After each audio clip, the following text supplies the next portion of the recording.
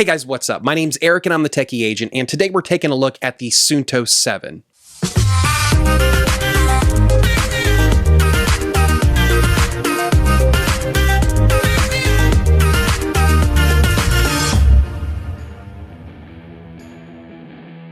So this is the latest from Suunto. This is the Suunto 7 Android Wear GPS watch. So what you're getting here is a fully fledged GPS watch to track all of your health and fitness, as well as a full Android Wear experience. So you're getting a full smartwatch experience as well, very similar to what you would get on the iPhone side or the Apple side, where you have the Apple Watch that can be used to track a wide range of different activities, but also gives you that smartwatch experience. Now, once you have installed the Android Wear application on your phone, you'll also need to install Suunto's app on your phone as well.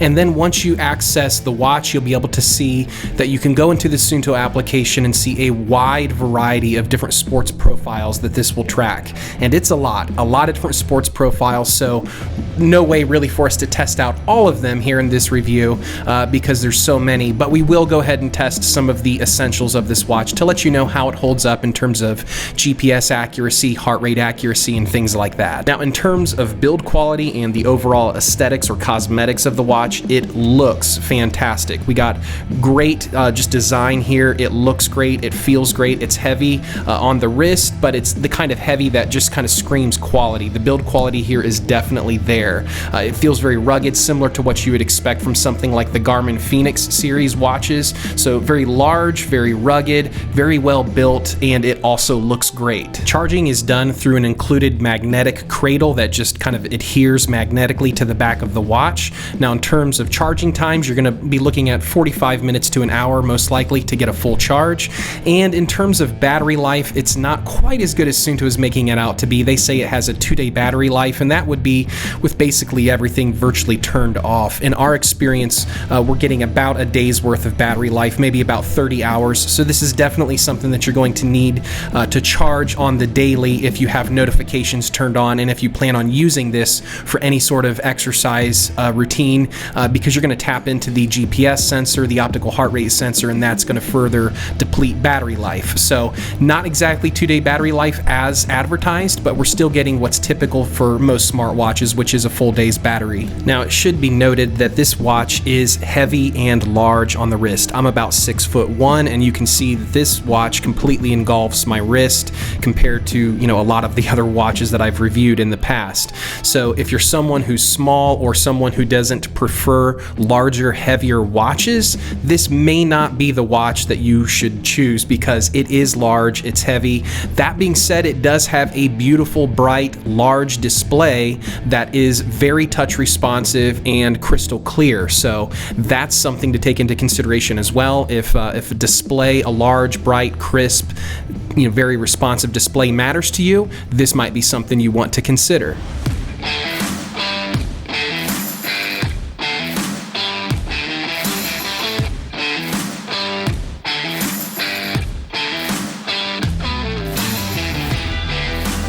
So of course, as you guys are accustomed to, the first thing I did was take this with me into the gym to put it through a wide variety of different gym exercises, strength training exercises, CrossFit style exercises, boot camp style exercises, basically just something a little bit different on each and every exercise to see how well the optical heart rate sensor would perform during these exercises, and also to check in and make sure that the calorie counting is accurate as well. And then for comparison's sake, I was using the Apple Watch, sometimes using just the built-in optical heart rate sensor on the Apple Watch, and then at other times using a chest strap in order to see, actual chest strap data compared to how the Suunto was performing.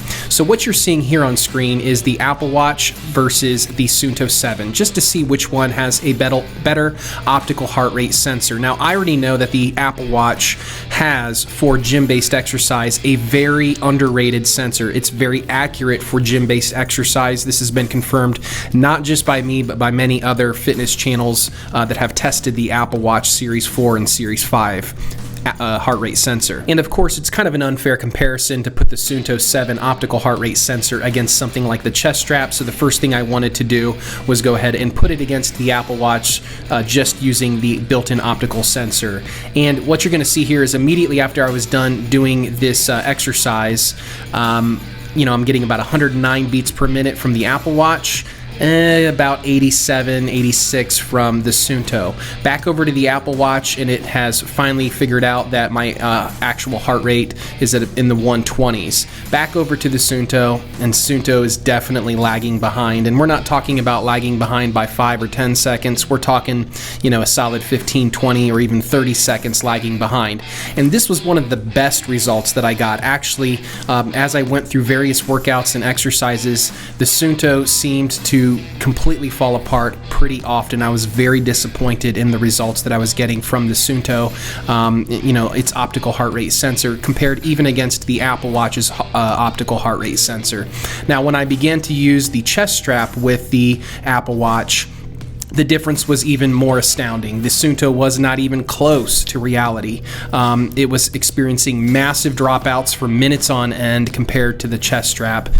So I was definitely disappointed in the Suunto's, heart rate sensor for gym-based use. And for comparison's sake, I'll go ahead and show you here on screen. The Suunto gave me an average beats per minute for a 35-minute workout of 119 beats per minute average, whereas the Apple Watch, its built-in optical heart rate sensor average was 145 beats per minute, so 26 beats per minute on average more than what the Suunto experienced. So that is a massive difference.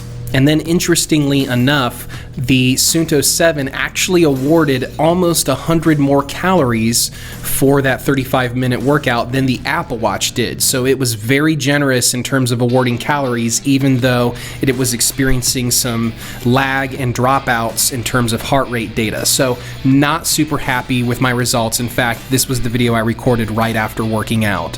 All done with that first workout. So battery life on this appears to be not great. It's not super surprising. Android Wear has never been that great at optimizing battery life on their mobile platform, so that's to kind of be expected. That's not really Suunto's fault, but it's just something that you should be aware of. In terms of heart rate accuracy, I was really disappointed.